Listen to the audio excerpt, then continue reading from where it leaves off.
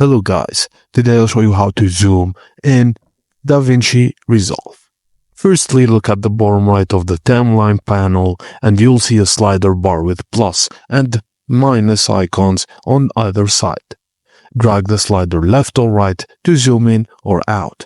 Alternatively, you can just click the plus or minus icons to adjust the zoom in smaller increments or, let's say, keyframes.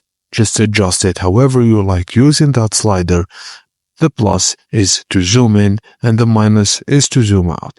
You can do that to adjust and modify your video however you like. A pro tip, you can also use the Alt option plus scroll wheel for a quick zoom. Now you can easily control your timeline zoom and edit with precision in DaVinci Resolve. And that's it guys, as simple as that. Thank you for watching and please don't forget to like and subscribe for more.